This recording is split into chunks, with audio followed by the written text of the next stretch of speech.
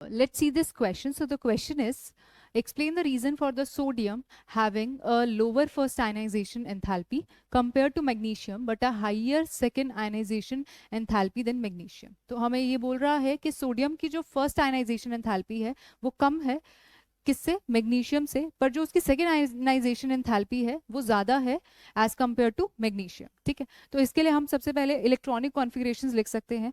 तो यहाँ पे सबसे पहले आयनाइजेशन एंथैल्पी होती क्या है, तो आयनाइजेशन एंथैल्पी वो अमाउंट ऑफ एनर्जी है जो हमें चाहिए to remove an electron from the outermost shell. So the ionization energy is the amount of energy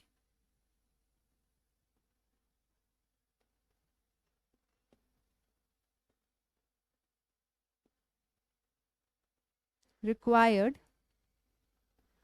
to remove an electron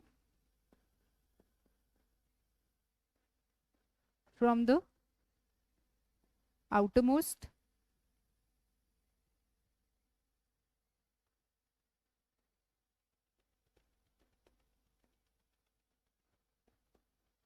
electron from a neutral isolated gaseous atom। ठीक है, तो वो amount of energy जो हमें चाहिए हमें एक outer most electron को निकालने के लिए, वही क्या है, हमारी आयनाइजेशन एनर्जी है। ठीक है, अगर मैं बात करती हूँ सोडियम की और मैग्नीशियम की, तो सोडियम जिसके अंदर 11 इलेक्ट्रॉन्स प्रेजेंट है और मैग्नीशियम जिसके अंदर 12 इलेक्ट्रॉन्स है। ठीक है, तो इसका कॉन्फ़िगरेशन क्या होगा, 1s2 2s2 2p6 2p6 3s1। ठीक है, और हमारा जो मैग्नीशियम है उसका जो कॉन्फ़िगरेशन होगा वो होगा 1s2 2s2 2p6 3s2। ठीक है, अब हम यहाँ पे देख सकते हैं कि जो मैग्नीशियम का केस है उसमें जो हमारे सारे ऑर्बिटल्स हैं वो क्या है, फिल्ड ऑर्बिटल्स हैं, क्योंकि यहाँ पे जो एस ऑर्बिटल है उसमें मैक्सिमम 2 इलेक्ट्रॉन्स आ सकते हैं और यहाँ पे मैक्सिमम नंबर ऑफ इलेक्ट्रॉन्स हैं। ठीक है, पर यहाँ पे क्या है, जो एस ऑर्बिटल है वो कंप्लीटली फिल्ड नहीं है, तो इसमें से इलेक्ट्रॉन निकाल पाना वो कंपैरेटिवली इजी है एज कंपेयर टू इलेक्ट्रॉन निकालना फ्रॉम अ फिल्ड ऑर्बिटल। ठीक है, तो यानी कि आयनाइजेशन एनर्जी, अगर मैं फर्स्ट आयनाइजेशन एनर्जी की बात करूं, आयनाइजेशन एनर्जी 1, ठीक है, तो वो मैग्नीशियम की ज्यादा होगी क्योंकि वहां पे क्या है, सारे फिल्ड ऑर्बिटल्स हैं। ठीक है, एज कंपेयर टू सोडियम।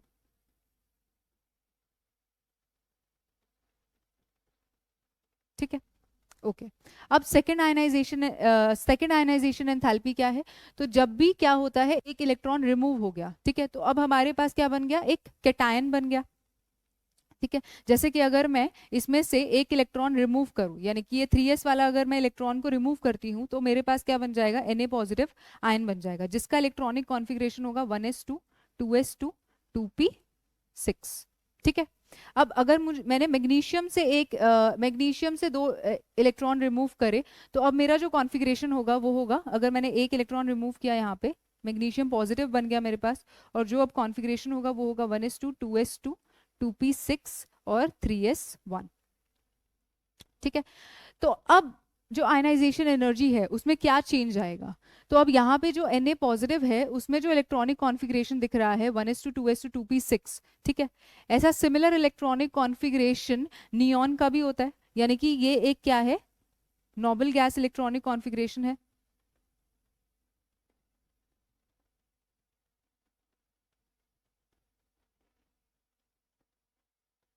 जो कि क्या है, बहुत स्टेबल है। ठीक है, अब अगर ये कॉन्फ़िगरेशन बहुत स्टेबल है तो क्या इसमें से इलेक्ट्रॉन निकाल पाना इतना आसान होगा, ठीक है, नहीं, बहुत मुश्किल होगा, यानी कि मुझे बहुत ज़्यादा अमाउंट ऑफ एनर्जी देनी पड़ेगी इसमें से अगर मुझे इलेक्ट्रॉन को रिमूव करना है। पर यहाँ पे एस ऑर्बिटल में से मैं इलेक्ट्रॉन को इजिली रिमूव कर पाऊंगी। ठीक है, तो अब जो सेकेंड आयनाइजेशन एनर्जी होगी, सेकेंड आयनाइजेशन एनर्जी किसकी, Na यानी कि सोडियम की, वो ज्यादा होगी as compare to second ionization energy of magnesium.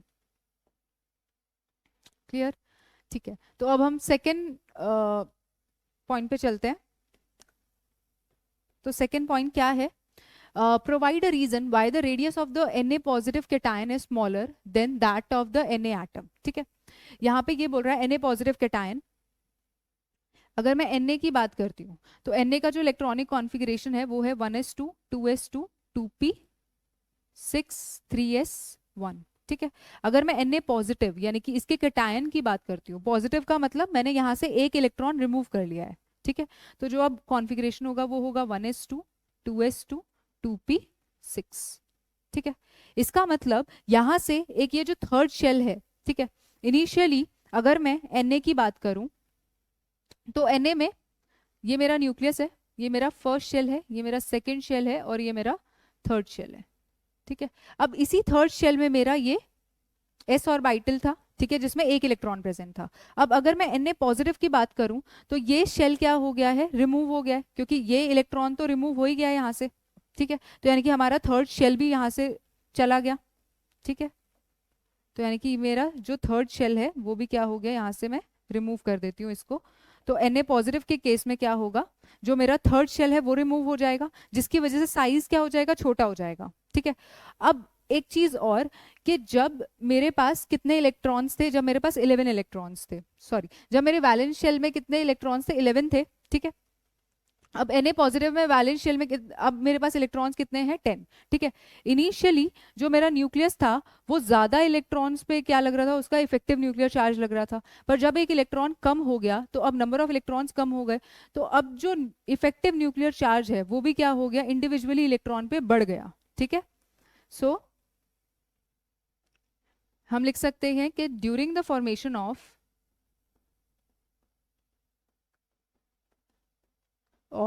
Na positive ion, effective nuclear charge increases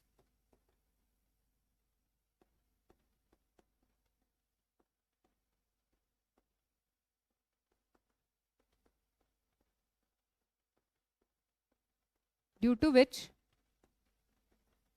size decreases।